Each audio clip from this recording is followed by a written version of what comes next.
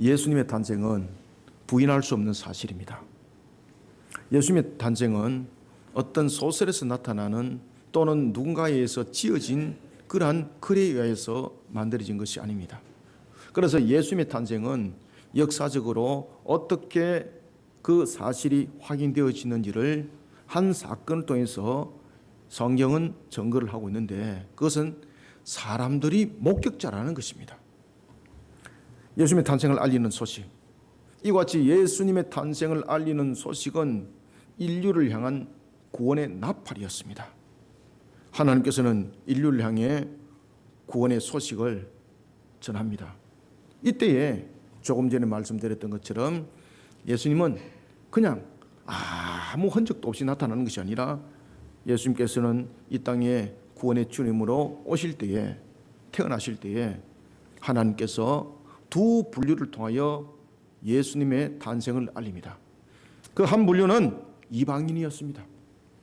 우리가 성경에서도 보고 또 우리가 어려서도 많이 찬양했던 바로 동방의 세 박사들, 이들은 하늘을 보면서 관측도 하고 그리고 점수를 능하게 하기도 했던 소왕국의 왕들이었습니다. 이들에게 예수님의 탄생을 알립니다.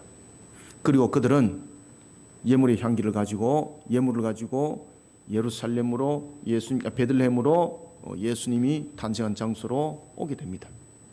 그리고 또한 하나님께서 한 분류에게 예수님의 탄생을 알리게 되는데, 그것은 바로 오늘 본문에 등장하고 있는 목자들입니다. 목자들은 어느 사회에서도 목자들은 항상 소외된 계층들이었습니다. 특히 우리가 이제 출애굽의 역사를 보면은 애굽 사람들이 가장 천하게 여겼던 직업 중에서 하나가 목자였습니다. 그래서 목자들은 정치, 사회적 구조적 측면에서 지도자가 될 수 없었습니다. 그러니까 쉽게 말하면은 하나의 조직된 사회 속에서 형태를 구축하는 핵심이 될 수가 없었습니다. 유대 사회 속에서도 동일했습니다. 하나님께서 들판에 있는 목자들에게 예수님의 탄생의 소식을 알립니다. 이런 과정을 통해서 하나님께서는 세상을 하여금 깨닫게 하고 알게 하는 일이 있습니다. 이방인들은 유대인들이 바라볼 때는 아주 소외된 자들이요, 그리고 또한 이방인들은 말 그대로 자신들과의 구분된 자들이었습니다. 그런 이방인에게 오신 메시아를 알립니다. 그런가 하면 또한 자신들이 살아나가는 형편에서 보면은 완전히 소외된 계층이었던 목자들에게 알립니다. 속된 말로 말하면은 낮고 천한 자들에게 알렸죠. 그러면은 왜 하나님께서 이와 같이 이방인들과 그리고 목자들에게 이와 같은 예수님이 탄생한 소식을 전했는가 하면은, 이 과정을 통해서 우리에게 알려주는 것이 있습니다. 그것은 뭔가 하면은 구세주가 이 땅에 오신 것은 무엇인가? 바로 낮고 천함을 가리지 않고, 하나님은 낮고 천함을 가리지 않고 세상을 향해서 하나님의 영광을 주기를 원하신다는 것이에요.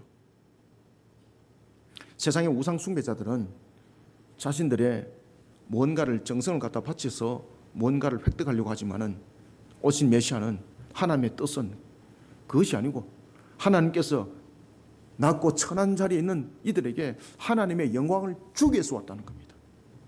그런가 하면 두 번째는 소망을 잃어버린 세상입니다. 우리가 여러분 세상을 살아가고 있지만은 이 세상은 우리의 진정한 세상이 아닙니다. 사람이 나면서 왜 죽습니까? 사람이 살아가면서 왜 병듭니까? 사람이 살아가면서 왜 괴로운 순간을 살아갑니까?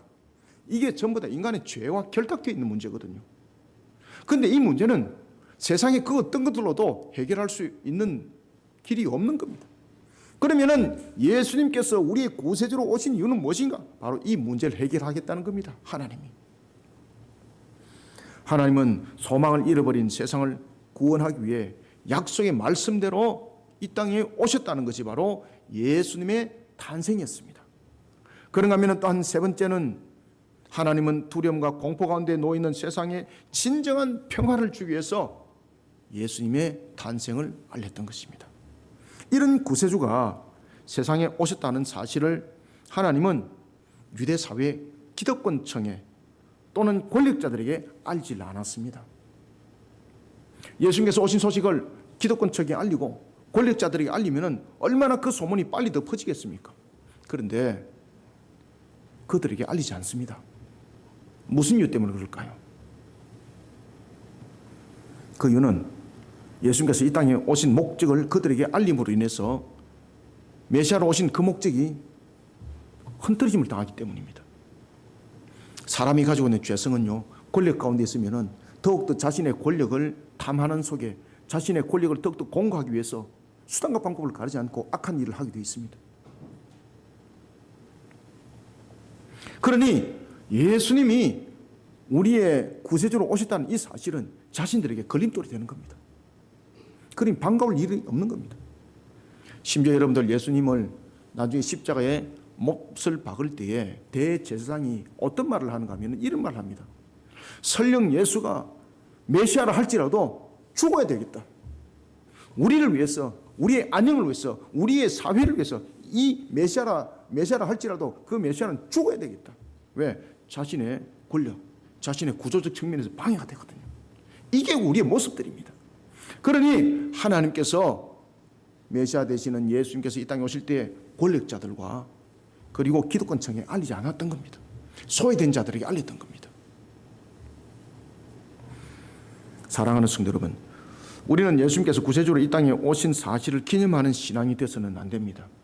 예수님께서 이 땅에 오신 것은 그저 단순하게 우리가 신앙으로 기념하는 것으로 마친다면 이 또한 우리의 신앙이 뿐만 아니라 우리의 삶에는 소망이 없는 겁니다. 우리는 세상을 향해서 예수님이 이 땅에 오신 사실을 증거하는 신앙의 걸음을 걸을 뿐만 아니라 우리는 또한 오신 주님을 바라보면서 다시 오실 주님을 믿는 믿음으로 나아가는 신앙이 확실히 세워져야 하는 것입니다. 이 속에 우리에게 소망이 있고 희망이 있는 것입니다. 왜냐하면 그 속에 우리의 구원의 완전함이 있거든요. 그 속에 우리에게 영생과 복락이 있거든요. 그 속에 우리에게 다시는 죽음이 없고 다시는 병들미 없고 다시는 괴로움이 없는 세상이 펼쳐지거든요. 우리는 그리스도가 이와 같이 구세주로 세상에 오신 이 사실에 대해 우리는 세상을 향해서 어떤 걸음을 걸어가야 될지 우리가 오늘 목자들의 모습을 보면서 세 가지를 보도록 하겠습니다. 먼저 우리가 15절을 한번 읽어봅시다. 시작. 천사들이 떠나 하늘로 올라가니 목자가 서로 말하되 이제 베들레헴으로 가서 주께서 우리에게 알리신 바에 이 이루어진 일을 보자 하고 아멘. 자, 여러분들 오늘 요 15절에서 17절부터 이걸 통해서 목자들의 세 가지 모습을 주목을 하셔야 됩니다. 그리고 천사의 한 가지 모습을 주목을 하셔야 됩니다. 천사가 목자들에게 나타났습니다. 얼마나 신비롭습니까? 목자들이 천사를 봤습니다.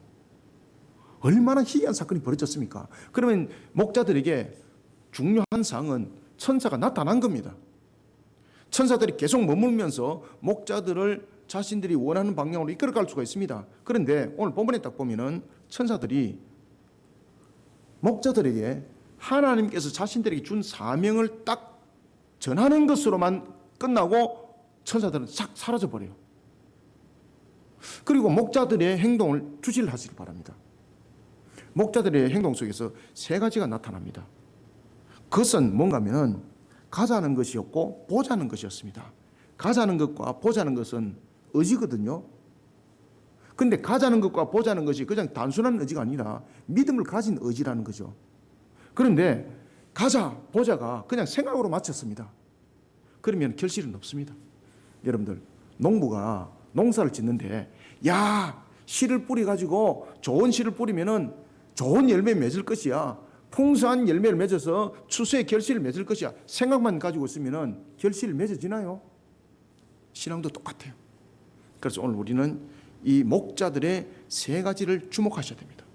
하나는 의지고, 하나는 실천이고, 하나는 그 행위가 끝까지 가는 겁니다. 이 속에 결실이 있고 은혜가 있습니다. 먼저 우리는 15절부터 17절을 통해서 먼저 우리는 어떤 신앙의 걸음을 걸어가야 되는가? 먼저 첫 번째는요, 계시의 말씀. 자, 계시는 무엇입니까?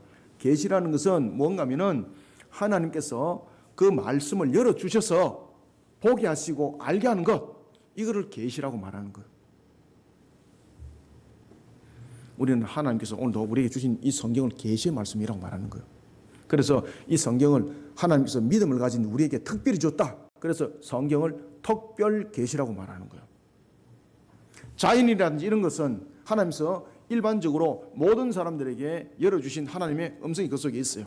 그래서 그것을 일반 계시라고 말하는 거예요. 우리는 먼저 첫 번째, 하나님께서 우리에게 주시는 말씀, 이 특별 계시를 반드시 기억하셔야 돼요. 따라서 계시의 말씀을 믿어 의심치 않는 믿음, 계시의 말씀을 믿어 의심치 않는 믿음으로 주님의 영광을 전하는 신앙의 걸음으로 세상을 향해서 빛의 걸음을 걸어가는 성도들이 되시길 바랍니다. 이런 자들이 복이 있습니다. 이런 자들이 세상을 이깁니다. 이런 자들 하나님께서 형통케 하십니다. 아는 신앙은 절대 열매 맺지 못합니다. 제가 방금도 말씀드렸지 않습니까? 농부가 씨 뿌리면 열매 맺는 거 아는데 그 열매를 맺으려면 아는 것으로 끝나는 것이 아닙니다. 상상으로 끝나는 것이 아닙니다. 씨를 뿌려야 됩니다. 씨를 뿌리는 건 씨를 뿌리는 것으로 끝나면 안 됩니다. 지속성 있게 그 결실을 맺기 위해서 끝까지 갖고 가는 그런 지속성이 함께 있어야 되는 것입니다. 한밤에 천사가 나타났습니다. 이야, 여러분들, 이런 사건이 아무한테나 안 나타나거든요. 한밤에 천사가 나타났습니다. 얼마나 귀한 사건입니까? 천사가 들판에 있는 목자들에게 나타납니다. 양떼를 지키던 목자들에게 나타납니다. 이 목자들은 어떤 사람들이었을까요? 지금 들판에서 양떼를 지키고 있습니다. 그러면 이 사람들은 어떤 사람일까요? 기본적으로 성실한 사람들입니다. 기본적으로 아주 충성된 사람들입니다. 왜? 목자의 역할은 무엇입니까? 양을 보호를 해야 되는데 양을 보호를 한 목자가 들판에 있지 않고 자기 집에 가버렸다. 그럼 이거는 사건. 하나님께서는 오늘 주신 말씀들을 잘 주목하셔야 됩니다. 이 목자들은 어떤 목자들이었는가? 자신에게 맡겨진 일들에 대해서 충성된 자들이었습니다. 여전히 그 들판에서 양들을 밤에도 지키는 자들이었습니다. 그들에게 하나님이 천사를 보낸 겁니다. 그러면서 말씀을 전해줍니다. 어떤 말씀을 전해주는가 하면은 다윗의 동네 베들레헴, 그 당시 이제 베들레헴은 북쪽과 남쪽이 베들레헴이 구분되어져 있었습니다. 속된 말로 말하면 북쪽의 베들레헴은 아주 큰 베들레헴이었고 사람들에게 유명한 장소였고 잘 알려진 장소였는데 남쪽 베들레헴은 조그마한 시골뜨기 같은 곳이었습니다. 사람들이 잘 안 알려졌습니다. 그곳에 메시아가 나와 있다는 겁니다. 이거를 목자들에게 말씀을 주는데 그 목자들이 믿겠습니까? 천사들 나타날 때에 그들은 자신의 주어진 일에 대해서 충성을 다하고 책임을 다하는 자들에게 그 말을 믿도록 하나님께서 은혜를 함께 베풀어 주시는 거예요. 어떤 말씀을 하시는가 하면 다윗의 동네인 베들레헴에 구세주가 났다는 거예요.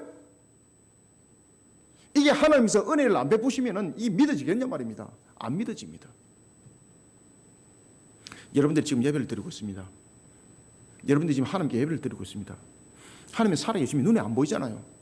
내가 지금 드리지는 예배가 하나님이 받으신다는 것 여러분 뭐까지 증명합니까? 하나님께서 우리에게 은혜를 베푸셔서 믿음을 안 주면 그것은 절대 성립이 안 돼요. 여러분들이 지금 앉아있는 이 자체가 하나님께서 얼마나 큰 은혜를 베풀고 있는가를 여러분 기억하셔야 됩니다. 목자들에게 나타납니다. 나타나서 천사가 뭐라고 말하는가 하면 다윗의 동네인 베들레헴에 구세주가 났다는 거예요. 누가 믿겠냐 말이에요. 누가. 그러니까 이 말씀을 전하면서 목자들에게 믿음을 주시는 거예요. 아시겠습니까? 여러분들이 나에게 오늘 육신이 연약함이 있습니다. 병든 부분이 있습니다. 하나님께서 음성을 들려줍니다. 내가 너를 치유할 것이다. 그러면 그 속에 함께 무엇이 성립되는가 하면 믿음을 함께 줘요. 믿음이 없으면요 나음이 없어요, 여러분들요. 오늘 본문에도 보면은 목자들에게 나타나셔서 다윗의 동네 그 촌떨기 동네에 베들레헴에 구세주가 난다. 누가 믿겠습니까? 안 믿는 거예요. 그런데 그 말씀 주면서 동시에 무엇을 줬다고요? 하나님께서 믿음을 주는 거예요.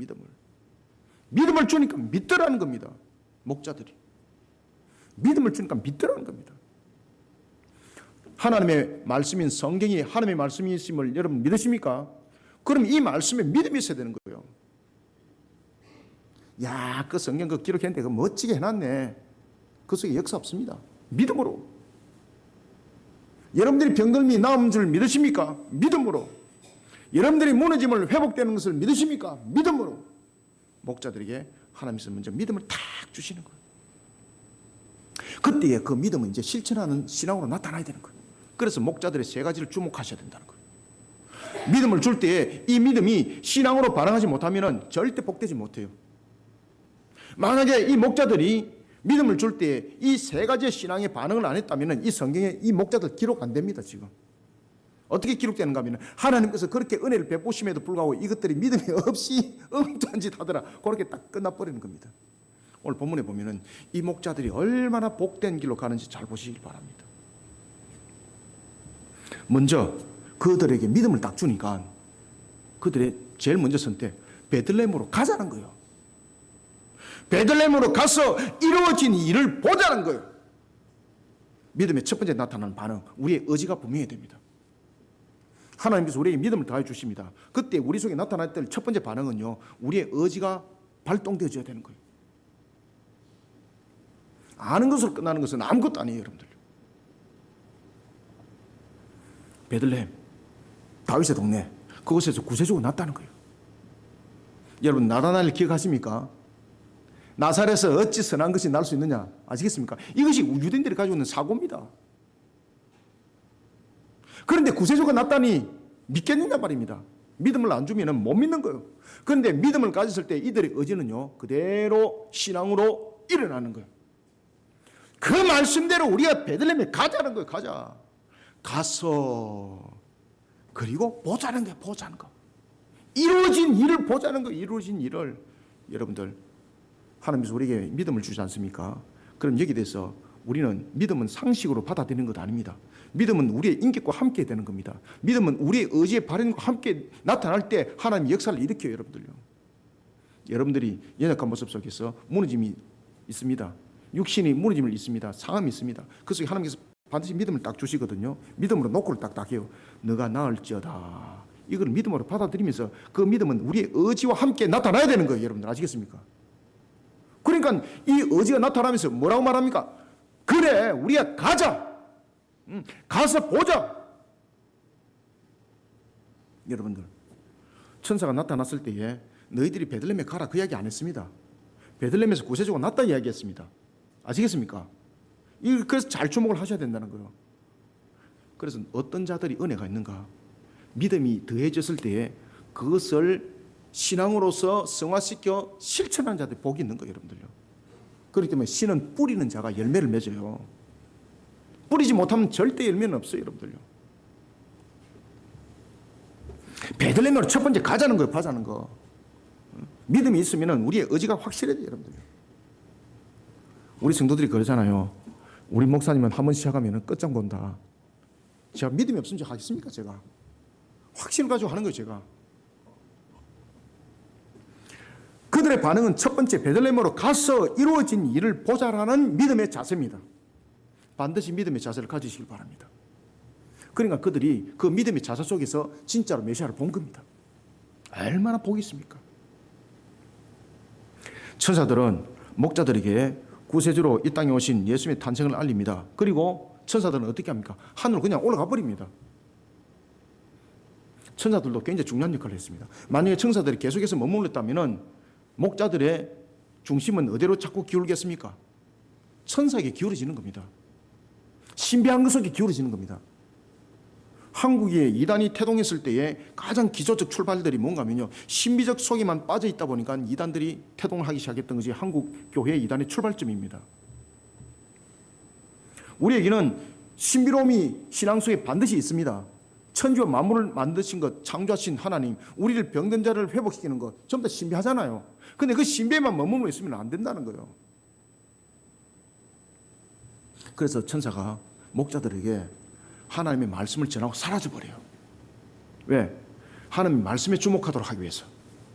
우리의 신앙이 성화되고 우리의 신앙이 결실을 맺는 것은 항상 우리가 눈에 보이는 현상을 가지고 가는 것이 아니라 하나님의 말씀을 믿고 가는 거예요. 눈에 보이는 현상, 천사 보고 가면은 여러분들 좌측으로 빠지고 우측으로 빠지게 되어 있어요. 항상 정도에 있는 것은 하나님의 말씀이에요. 하나님의 말씀. 천사가 와서 전한 것도 무엇입니까? 하나님의 말씀을 전했다니까요. 그러면 그 말씀에 주목을 해야 돼요. 천사에 주목을 하면 안 돼요, 여러분들요.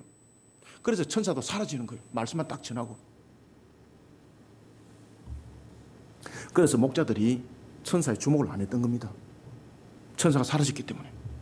그리고 그 말씀에 대해서 이제 의지가 생기는 겁니다. 가자! 가서 보자! 그런데 가서 보자 그랬을 때 안 가면은 또 아무 소용없는 겁니다. 가야 되는 겁니다. 목자들은 이 신비로운 사건에 대해서 오늘 본문에 나타나고 있는 것처럼 신비한 천사에게 주목하지 않습니다. 그들을 통해 들려준 하나님의 계시 말씀에 주목합니다. 천사들 또한 그 사명을 감당하면서 지체하지 않고 자신의 모습들을 감추었습니다. 그리고 나타난 두 번째, 목자들 빨리 가자는 거예요. 그래서 그들이 지체하지 않았습니다. 우리에게 신앙이 성화되려면, 신앙이 열매를 맺으려면 분명한 우리의 말씀에 대한 믿음이 있어야 되고 그 의지가 함께 있어야 되고 지체함이 없어야 됩니다. 이들이 머뭇거리지 않았습니다. 그래서 어떤 단어를 쓰고 있는가 하면 우리 한국 사람이 제일 좋아하는 단어는 무엇입니까? 빨리 주세요. 그죠? 오늘 본문에 보면 그 이야기를 딱 하고 있습니다. 빨리 가서 지체하지 않았다는 거예요. 빨리 가서 그리고 아기를 찾았어 라는 적극적인 자세입니다.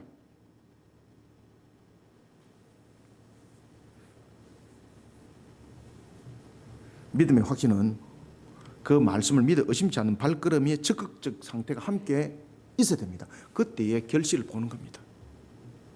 세 번째는 보십시오. 그 현장에 이제 도착했습니다. 그래서 보고 아기에 대하여 말한 것을 전하니입니다. 바로 실천하는 사명의 걸음을 걸었습니다. 목자들은 천사들이 자신들에게 전해준 음성을 단순한 소리로 듣지 않았습니다. 자신들에게 주어진 사명으로 들었고 그리고 그 사명에 대해서 그들은 지체하지 않았습니다. 그러니까 결실을 보는 거예요. 15절부터 17절 한번 읽어봅시다. 시작. 천사들이 떠나 하늘로 올라가니 목자가 서로 말하되 이제 베들레헴으로 가서 주께서 우리에게 알리신 바에 이 이루어진 일을 보자 하고 빨리 가서 마리아와 요셉과 구유의 누인 아기를 찾아서 보고 천사가 자기들에게 이 아기에 대하여 말한 것을 전하니 아멘. 아시겠습니까? 그래서 이 세 단계를 주목하시라는 겁니다. 이 세 단계를 주목할 때 제일 먼저 출발점은 무엇이었습니까? 천사에 나타난 그 모습에 그들이 만약에 주목했다면 이 결과는 없습니다. 이들은 천사에게 나타난 그 천사의 현상에 주목하지 않습니다. 천사들이 전해준 그 말씀에 주목합니다. 오늘도 여러분들요 하나님의 말씀에 주목하시길 바랍니다. 저를 주목하는 것이 아니라 하나님의 말씀에 주목하시길 바랍니다. 아이고 저 목사 잘생겼네 이 주목하시는 것이 아닙니다. 여러분들 아시겠습니까? 하나님의 말씀에 주목하셔야 됩니다. 그러면 믿음이 생기는 거예요. 목사에게 주목하면은요 믿음이 안 생깁니다. 여러분들 하나님의 말씀에 주목하시기 바랍니다. 그럼 믿음이 생겨요. 그러면 믿음이 생기는 것은 끝나면 안 됩니다. 반드시 이것을 실천하고 실행하는 걸음, 그리고 이것을 속히 옮기는 걸음, 그 걸음 속에 오늘 본문에 나타나고 있는 것처럼 아기 예수 메시아를 보는 겁니다. 얼마나 복된 걸음을 걸었습니까? 여러분들 예수님께서 이 땅에 오셨습니다. 2000년 전에 오셨습니다. 구세주로 이 땅에 오셨습니다. 역사는 그것을 기록하고 있습니다. 속일 수 없는 겁니다. 목자들이 그 상황을 봤습니다. 속일 수 없는 겁니다. 목자들은 천사들이 자신들에게 나타나서 그 사실을 말한 것을 그들은 증거했고 그 2000년 전에 그 기록이 지금도 남아 있습니다. 그리고 우리에게 지금 전해지고 있습니다.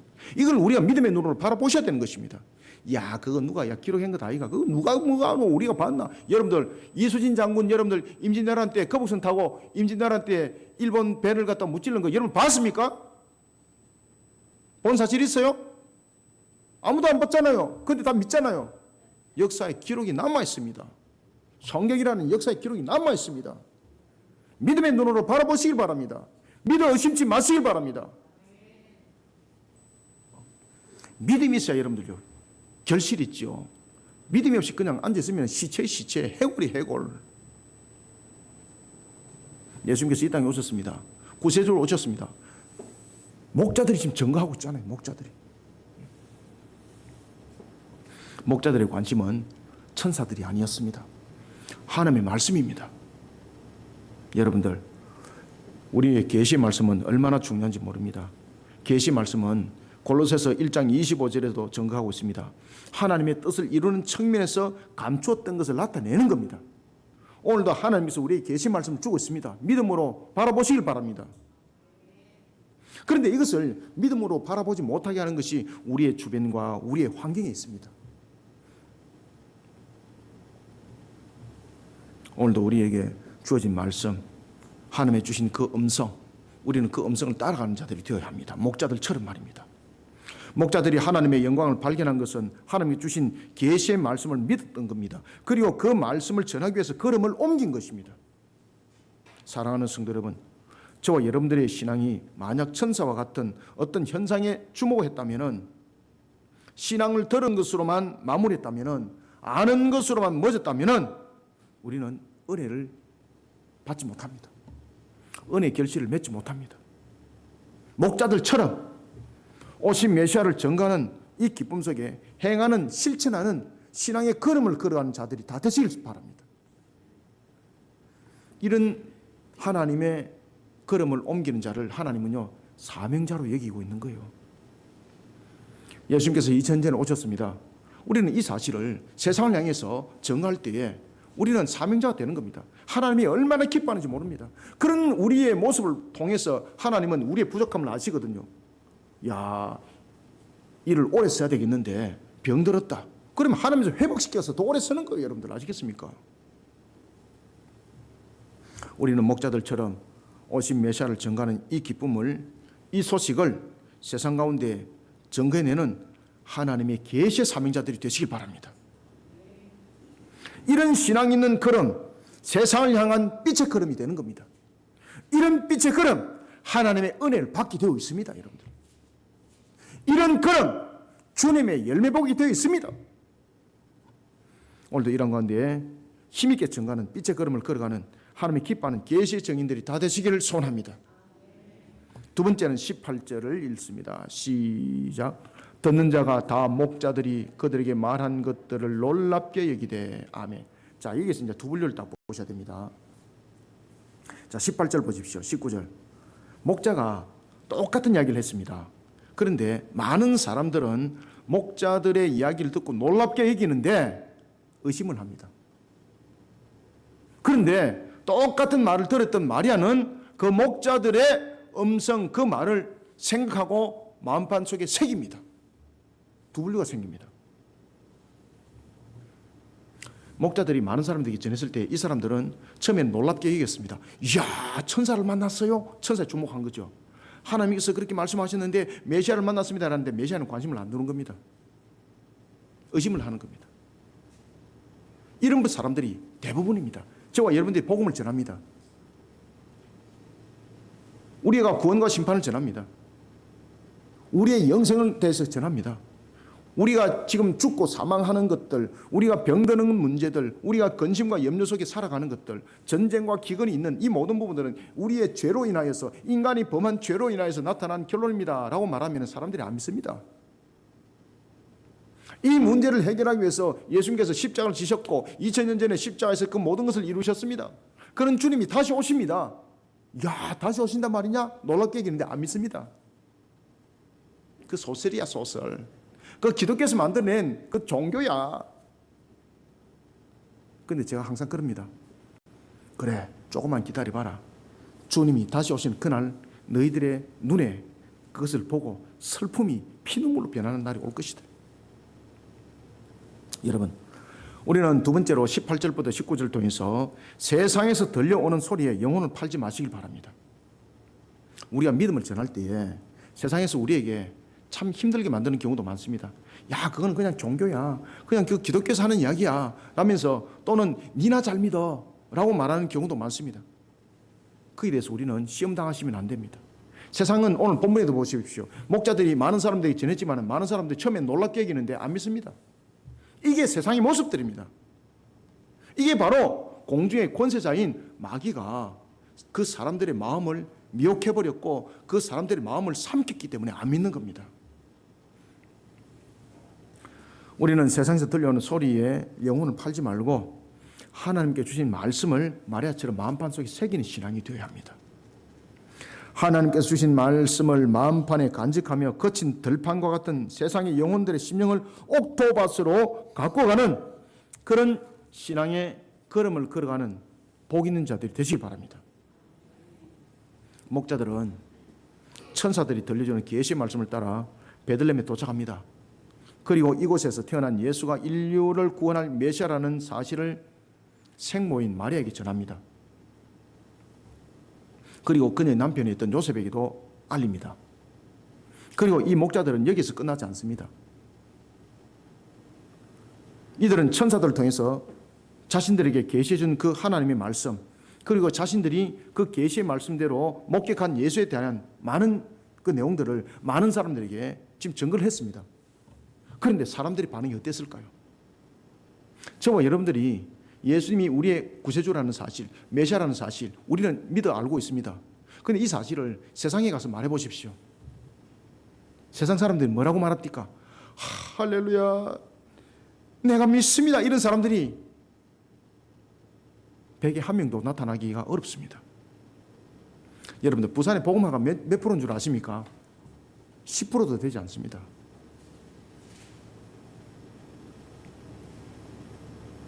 부산 경남이 복음화율이 제일 낮습니다. 부산 경남 일대 보십시오. 절간이 제일 많습니다. 우리 교회도 여러분들 잘 아시는 것처럼 여기서 한 볼로만 딱 넘어가면 아주 큰 절간이 저기 있습니다. 그리고 또 오른쪽으로 또 넘어가면은 여러분 또 범어사가 보이지 않습니까? 그럼 뭐가 있습니까? 통도사가 있습니다. 그냥 동서남북에 그냥 부산 경남 일대를 잘 보십시오. 동서남북에 그냥 절간이 그냥 깔려져 있습니다. 그냥 그들에게 구세주가 나셨다고 말해 보십시오. 뭐라고 말하겠습니까? 믿지 않습니다. 세상의 모습들은 그렇습니다. 그런데 그 모습이 그렇다 그래서 절망하고 야, 그들에게는 전해봐야 아무 소용이 없어 라고 말한다면 오늘 목자들처럼 그런 은혜의 터위에 올려지지 못합니다. 목자들을 잘 주목하십시오. 지금 한글성에서는 이게 구분이 안 되는데 이게 헬라 성경으로 딱 보시면요 확연하게 구분되는 것이 있는데 그것은 뭔가 하면은 그들이 안 믿었는데도 불구하고 그들은 자신들의 생업을 돌아가면서 그리고 그 생업에서도 계속해서 그 메시아를 전했다는 거예요. 자신들이 천사들로부터 들었던 그 말씀 그리고 자신들이 베들레헴에서 목격했던 그 사실 그것을 계속해서 전했다는 거죠. 세상 사람들은 안 믿었는데. 그래서 지금의 이런 결론들이 나타난 겁니다. 많은 교회들이 세워졌고 우리가 믿음을 가지게 되는 것도 그런 전파함 속에서 나타난 결론들입니다. 사람들의 반응은 어떻습니까? 성경을 보십시오. 두 분류로 나타납니다. 한 분류의 사람들은 분명히 이렇게 말합니다. 놀랍게 이깁니다. 얼마나 놀랍습니까? 천사를 만났는데. 그죠? 천사의 그 음성대로 베들레헴에 갔는데 진짜 한 아이가 태어났습니다. 얼마나 놀랍습니까? 그런데 그 반응 속에는 구세주의 탄생 사건이 말씀대로 이루어진 것에 대해서 경이로움은 가졌지만은 동시에 의심하는 마음이 함께 있었다는 것입니다. 그래서 그들이 안 믿었다는 겁니다. 결론은. 그런데 한 분류를 보십시오. 마리아의 반응입니다. 마리아도 목자들로부터 모든 말을 들었습니다. 아시겠습니까? 그 말을 마음에 새깁니다. 특히 여러분 누가복음 1장 26절부터 38절에 보면은 소식을 전하는 천사장인 가브리엘이 마리아에게 성령으로 한 아이가 자기에게 잉태될 것을 말합니다. 그죠? 그렇지만은 그 아이가 무엇인지에 대해서는 마리아는 확실히 100% 알지 못합니다. 그런 마리아는 주께서 원하시면은 그리 하옵소서. 그 당시에 결혼하지 아니한 여자가 약혼한 여자가 자신이 약혼한 남자의 씨를 맺지 않고 만약에 다른 상태에서 임신했다. 그러면 돌로 맞아 죽는 겁니다. 유대 사회 속에서는 그것을 간음한 여자로 여기고 돌로 쳐 죽였습니다. 그런데 마리아가 뭐라고 말합니까? 성령께서 내 몸에 그 한 아이를 하나님께서 잉태기를 원한다면 잉태케 하옵소서 순종하는 겁니다. 자신의 생명. 그런데 이 아이에 대해서 확실하게 알지 못했습니다. 그런데 목자들의 이야기를 듣고 이제 확실하게 알기 시작합니다. 마리아가 자신이 임신했던 이 아이가, 태어난 이 아이가 장차 어떻게 될지, 하나님이 이 아이를 어떻게 쓸지 궁금해지기 시작했습니다. 그러면서 그가 생각하고 마음판 속에 목자들의 말을 새기기 시작합니다. 절대 잊지 않으려고.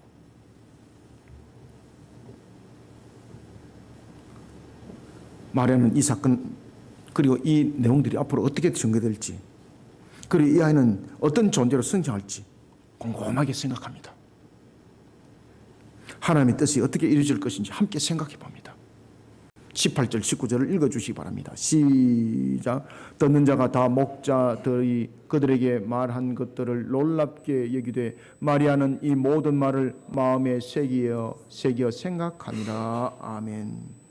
목자들이 메시아에 대해 들은 것과 본 것을 적어낼 때에 많은 사람들의 반응은 어땠습니까? 처음에는 놀랍게 여겼습니다. 그런데 그 다음에는 동시에 의심하는 마음으로 그들은 떠나버립니다. 이들에겐 더 이상 변화된 모습이 나타나지 않습니다. 그러나 마리아는 어떻습니까? 계시의 사실을 마음에 새기면서 생각하기 시작합니다. 장차 하나님의 뜻이 어떻게 펼쳐질 것인지에 대해 관심이 집중됩니다. 세상은 동일한 계시 말씀을 증거합니다.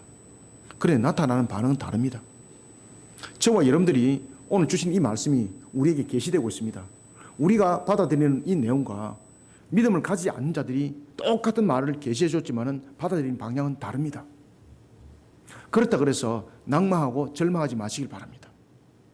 하나님은 그 모든 것들을 이미 아시면서도 그 말씀을, 계시 말씀을 우리에게 줬고 또한 우리로 하여금 주어진 사명을 감당하는 많은 사람들에게도 주었습니다. 그런데 이들은 믿지 않습니다. 그런데 그들 가운데 하나님의 택한 백성이 있습니다. 어떤 자는 일주일 만에 오는 사람도 있고 어떤 사람은 30년 만에 돌아오는 사람도 있습니다. 목자들이 그래서 계속해서 그 사명을 감당하는 겁니다. 목자들은 자신에게 주어진 사명에 충실했지만 사람들과 같이 반응하는 자들이 대부분입니다. 그들의 마음이 새겨지고 마리아처럼 그렇게 분류하는 자들은 분명히 적었습니다. 어떤 측면에서 보면은 목자들이 김이 빠집니다. 그런데 주목하시길 바랍니다. 오늘 본문에 보면은 이 목자들은 자신들에게 주어진 그 사명, 그 부분에 대해서 하나님의 뜻을 이루는 측면에서 사람들에게 전하기를 멈추질 않습니다. 분명히 이 사람들은 처음에 놀랍게 여기고 그들에게 반응을 했지만은 그 다음에는 의심을 하는 겁니다. 메시아가 났다 그러니까 의심을 하는 겁니다. 여러분들 보십시오. 예수님이 우리 죄를 사하셨습니다. 우리가 영생복락에 이른 자가 되었습니다. 라고 말할 때 사람들이 놀랍게 여기는데 나중에는 어떻게 합니까? 니나 잘 믿으세요. 이렇게 합니다. 왜? 의심한다는 거죠. 세상 사람들은 그렇습니다. 그렇더라도 우리는 오늘 목자를 주목하시길 바랍니다. 그들은 멈추지 않습니다. 우리가 세상을 살아가다 보면은 성경도 그 이야기를 하지 않습니까? 미가서 7장 6절에 보면은 아들이 아버지를 멸시하고 딸이 어머니를 대적하고 며느리가 시어머니를 대적하니 사람의 원수가 곧 자기 집안 사람이라고 그러잖아요. 우리가 복음을 전할 때도 참으로 우리의 믿음을 가지고 복음을 전할 때도 믿지 않는 사람들이 많을 뿐만 아니라 오히려 그 믿음을 꺾어버리는 사람들이 우리 주변과 사실은 내 가까이 가족들 가운데 있다는 겁니다. 성경은 그것을 이미 조명해주고 있습니다. 사랑하는 성도 여러분, 세상은 진리에 대해 관심이 있는 것 같지만은 세상은 진리에 대해서 사실은 관심이 없습니다. 구원에 따른 영생복락이 아닙니다. 그들에게는 현실 만족입니다.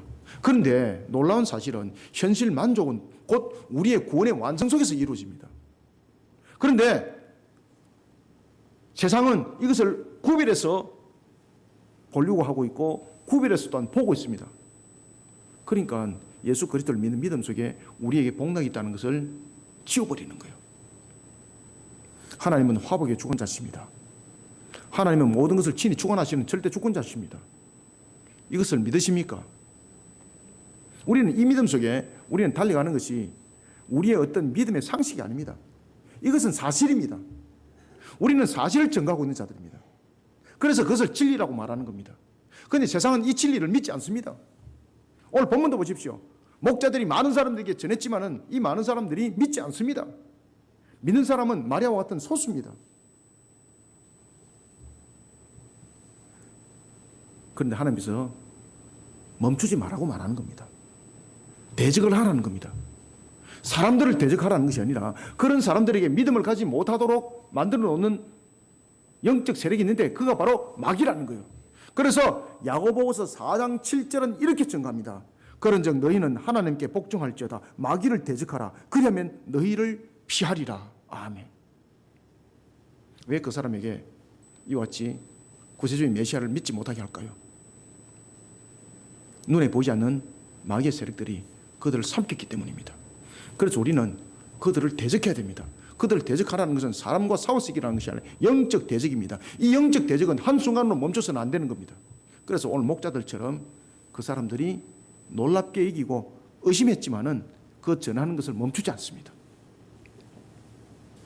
사랑하는 성도 여러분, 오늘도 세상에서 들려오는 소리에 영혼을 팔지 말고 목자들처럼 하나님께 주신 말씀을 마음판에 간직하면서 거친 들판과 같은 세상 영혼들을 심령을 마리아처럼 옥토바스로 갖고 가는 신앙의 걸음 멈추지 않는 저와 여러분들이 다 되시기를 소원합니다. 마지막으로는 20절 함께 읽읍시다. 시작. 목자들은 자기들에게 이르던 바와 같이 듣고 본 그 모든 것으로 인하여 하나님께 영광을 돌리고 찬송하며 돌아가니라. 아멘. 이게 이제 제가 말씀했던 하이라이트입니다. 잘 기억하시길 바랍니다. 우리는 마지막으로 하나님께서 알려주시고 보게 한 것 한순간으로 끝맺지 마시길 바랍니다. 그러면 열매는 없습니다. 은혜 열매는 계속 흘러가야 됩니다. 여러분들 강물이 흘러가다가 멈춰버리면 그 강물 주변에 생명이 있나 없나요? 강물이 흐를 때는 생명이 있는데 멈춰버리면 동일하게 메마른 땅이 되어버립니다. 그러면 아무것도 없습니다. 은혜가 그렇습니다. 하나님께서 알려주시고 보게 한 것 한순간에 끝맺으면 안 됩니다. 그래서 우리가 창세기 보면은 에덴 동산에서 네 강이 있습니다. 비손과 기온과 히데길과 유브라데가 있는데 이 네 강이 어떻게 합니까? 계속해서 물을 흘려보내잖아요. 계속해서 물을 흘려보내니까 옥토가 되고 계속해서 물을 흘려보내니까 땅에 묻혀있던 호마녀와 보석들이 드러나고 물을 계속해서 흘려보내니까 생명체들이 모여들더라. 흘려보내야 됩니다. 계속해서. 아시겠습니까? 시험받았다. 야, 저 사람 안 믿어. 야, 내가 더 이상 이 짓 말라고 하기는 내가 정신 나갔지. 이렇게 멈추면은 여러분들의 은혜도 멈춰집니다. 흘려보낸 자들이 되시기 바랍니다. 그래서 우리는 이 목자들을 주목하면서 하나님께서 알려주시고 보게 한 것을 한순간에 끝맺지 말고 계속해서 흘려보내면서 하나님께 영광을 올려드리는 신앙의 걸음을 걷는 자들이 다 되시길 바랍니다. 그런 자들 입술에 찬양이 나옵니다. 이 목자들이 입술에 보십시오. 지금 찬양이 나오잖아요. 찬양이 나왔다는 것은 무슨 이야기입니까? 평강과 기쁨이 차고로 넘쳤다는 이야기입니다. 우리의 입술에 찬양이 넘칠 때는 언제입니까? 은혜 받을 때잖아요. 우리가 은혜를 받을 때는 보면은요, 하나님께서 영육간의 회복도 함께 이렇게 세워 주십니다. 여러분들 갖다 삼시세끼 쫄쫄 군가 나놓고 있는데 입에 찬양 나오겠습니까? 곡소리 나오지. 찬양이 흘러나왔다는 것은 무엇입니까?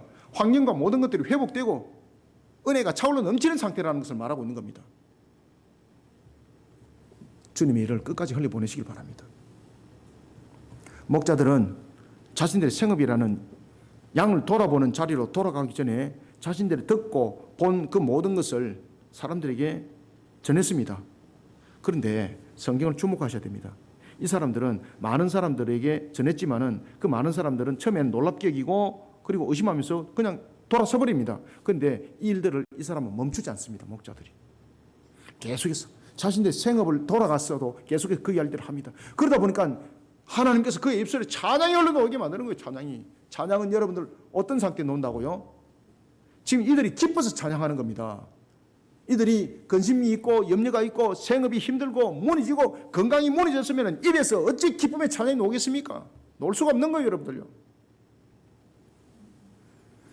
성경은 말합니다. 하나님께 영광을 돌리고 찬양하였습니다. 아시겠습니까? 자신들이 베들레헴에서 행한 일로 끝을 맺은 것이 아니라 생업으로 돌아가면서도 계속해서 계시의 증인이 되었다는 거죠. 그래서 여러분 복음을 계속해서 흘러보내시길 바랍니다. 그런 자들이 복이 있습니다. 그래서 어떨 때는 보면은 복음을 전하다 보면 하나님께서 나를 그냥 치료할 때도 있어요. 여러분들이 생업이 무너졌다. 그래서 여러분 보시면은 왜 우리가 다윗의 시편을 보면도 그 내용들이 나타나지 않습니까? 다윗이 얼마나 환경이 무너져 버렸습니까? 그때 다윗은 그 실타래처럼 엉켜버렸던 자기 환경을 가지고 원망하지 않습니다. 딱 내려놓습니다. 딱 내려놓고 주님이 기뻐한 일을 합니다. 그러다 보니까 이 실타래처럼 엉켜있던 그 자신의 형편과 환경이 전부 다 풀려가지고 다윗에게 아름다운 옷으로 하나님께서 딱 지어서 다윗에게 입혀준 거예요. 여러분들 아시겠습니까? 저와 여러분들에게 그런 동일한 사건들이 일어납니다. 성경은 우리에게 말씀을 조명해주고 있는 것은 그 말씀이 너에게 응할 것이라는 겁니다. 아, 그것은 다윗에게만 있는 거요. 아, 그것은 다른 사람들에게만 있는 것이요. 그런 믿음이 없는 자세를 하니까 열매가 안 맺는 겁니다. 하나님께서 우리에게 계시 말씀을 준 것은 무엇입니까? 너에게 동일하게 역사는 일어난다는 것입니다. 병나심의 역사가 일어난다는 것입니다. 무너진 환경들이 회복되는 역사가 일어난다는 것입니다. 주님이 일을 하십시오. 목자들처럼 말입니다. 그래서 하나님께 영광을 돌리고 찬송을 하였다고 성경은 전하고 있는데 그것이 수동적인 것이 아니라 능동적으로 그렇게 했다는 겁니다. 그러니까 하나님이 얼마나 기뻤겠어요. 하나님이 기쁘니까 이 사람들을 갖다 기쁘게 만들어버리는 거예요. 하나님은 화복의 주권자십니다. 전지하시고 전능하신 분입니다. 모든 것은 하나님의 것이에요. 하나님의 것이 아닌 것이 없습니다. 아, 제가 좀 열심히 해서 제가 돈을 벌어놨는데요. 하나님께서 허락하셨기 때문에 여러분들에게 그 물질이 있는 겁니다. 하나님께서 나중에 후보를 보면 끝나는 거예요, 여러분들요. 우리는 목자들의 모습을 통해서 항상 하나님을 영화롭게 하는 일에 능동적 자세를 취하시길 바랍니다. 이런 자들은 입술에 기쁨의 찬양이 흘러나올 수밖에 없습니다. 20절 다시 한번 읽읍시다. 시작. 목자들은 자기들에게 이르던 바와 같이 듣고 본 그 모든 것으로 인하여 하나님께 영광을 돌리고 찬송하며 돌아가니라. 아멘. 돌아간 것으로 끝난 것이 아닙니다. 돌아가서도 계속 그렇게 했다는 겁니다. 그러니까 이 목자들이 얼마나 복받은 자들이겠습니까? 여러분, 누가복음 17장 11절부터 19절에도 보면은 이런 유사한 부분들을 누가는 쓰고 있습니다. 이게 누가가 특징적 부분입니다. 누가는 보면은 의사였거든요. 예수님의 제자 가운데서 누가는 이 기록을 했던 제자들 가운데서는 보면은 누가가 의사였는데 사실을 증언하는 자였습니까? 그리고 또한 이 누가의 특징 가운데서 하나가 뭔가 하면요, 사실에 대해서 지속적으로 증언하고 그 사실의 중심에 선 자들이 얼마나 복이 있는가를 누가는 확인해줘요. 오늘 본문에도 보면 목자들이 복음을 전하는 일에 사실의 증인의 그 사명을 지속적으로 계속하면서 그 입술에 기쁨의 찬양이 나왔다는 거예요. 그 입에서 기쁨의 찬양이 나오는 것은 그냥 마음이 즐거워서가 아니에요. 모든 것의 주관자신 하나님께서 그들을 어떻게 만들어갔다는 이야기입니까? 복되게 만들어갔다는 이야기입니다.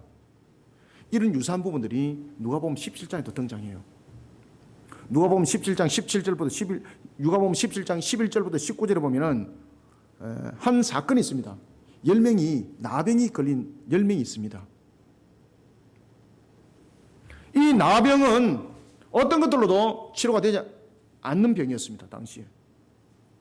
이 10명이 예수님이 지나간 것을 소식을 듣게 됩니다. 이구동성으로 예수님께 나갑니다. 우리를 불쌍히 여겨 주옵소서. 치료해달라 이 말이죠.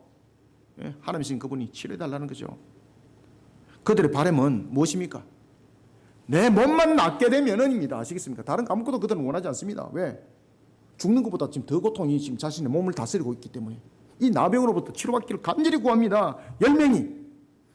이걸 누가 기록하고 있는 거예요? 이 누가복음에만 이게 그 상황을 지금 전개하고 있거든요. 그때 누가가 뭐라고 말하는가 하면은 그때에 예수님께서 그 10명을 전부 다 자신들이 원하는 바람대로 다 치료를 시켰어요. 그런데 이때에 예수님의 발 앞에 엎드려서 감사와 경배를 올려드린 사람은 단 한 사람밖에 없었어요. 그런데 그 사람이 유대인일까요? 사마리아 사람일까요? 사마리아 사람이었어요. 사마리아 사람. 아시겠습니까? 그때 예수님께서 이렇게 말씀하십니다. 치료받은 자는 10명인데 어찌 다 물러가고 엎드린 자는 사마리아 사람 한 사람뿐인가? 그러면 그 9명은 어떻다는 이야기입니까? 9명은 치료받은 것이 나중에 회복으로 영원히 가지 않는다는 겁니다. 그 완전한 치료받은 것은 바로 이 사마리아 사람 한 사람이었다는 겁니다. 우리의 믿음과 신앙이 그렇습니다. 우리의 은혜가 지속성을 이루려면 우리가 지속적인 믿음을 가지고 하나님의 뜻을 이루어 나가는 일에 쓰임 받으시길 바랍니다. 그러면 이 목자들처럼 기쁨의 찬양이 우리의 삶을 통해서 끊어지지 않습니다. 누가가 그것을 강조를 하고 있는 겁니다. 그래서 신앙은 멈춘 신앙이 되지 말고 신앙은 지속성을 가지라는 겁니다. 그런 자들이 복이 있다는 겁니다. 처음에는 자신의 문제가 해결되기를 하나님 앞에 강력히 엎드려 기도합니다. 그런데 문제가 해결되니까 자기 길로 떠나버립니다. 그 자기 길로 떠나는 순간 그 은혜는 거두십니다. 누가는 목자들의 모습에 대해 신앙을 바탕으로 한 사명의 지속성이 얼마나 중요한지 설명해 주고 있습니다. 목자들의 계속되는 계시의 정인, 그리고 또한 목자들의 계속되는 계시의 정인된 모습, 하나님을 영화롭겠다고 증가하고 있습니다. 자, 다시 한번 주목합시다. 20절을 그래서 또렷하게 다시 한번 읽어봅시다. 시작. 목자들은 자기들에게 이르던 바와 같이 듣고 본 그 모든 것으로 인하여 어떻게 했다고요? 하나님께 영광을 돌리고입니다. 그런데 하나님께 영광을 돌리고 어떻게 됐던 겁니까? 찬송하며 돌아가니라. 아멘. 그러면 하나님께서 그들을 어떻게 하겠습니까? 너희들이 나를 기쁘겠구나. 그래, 잘 가. 다음에 봐. 이게 아닙니다, 여러분들. 하나님은 그들을 어떻게 하겠습니까? 세상 가운데 가장 복된 자로 만들어버립니다. 그 찬송이 그 입에서 끊이지 않도록 하나님께서 그들을 일으킵니다.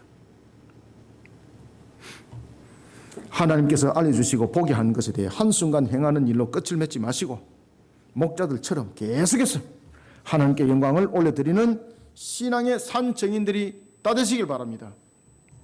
사랑하는 성도 여러분, 비록 자신이 목자와 같이 세상적으로 볼 때 비천한 모습입니다. 자신의 형편으로 돌아보면 어려움이 연속적으로 나타나고 있습니다. 하나님께서 자신을 정인의 위치에 세웠습니다.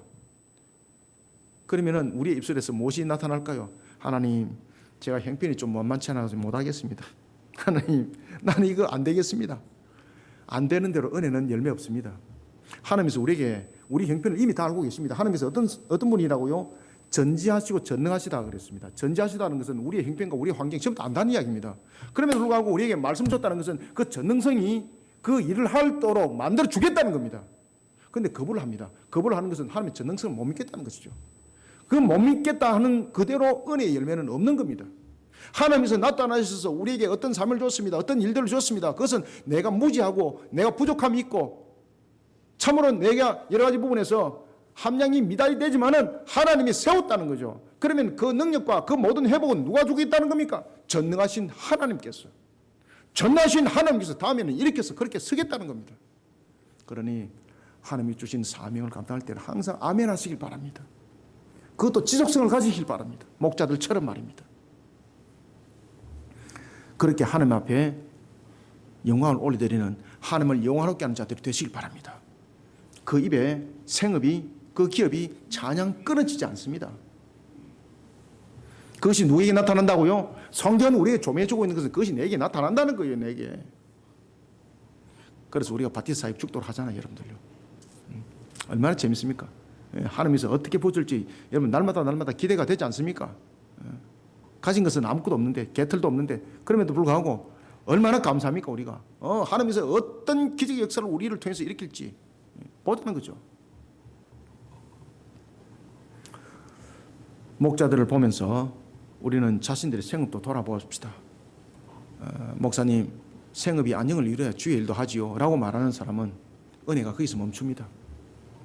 하나님께서 그것을 일으킵니다.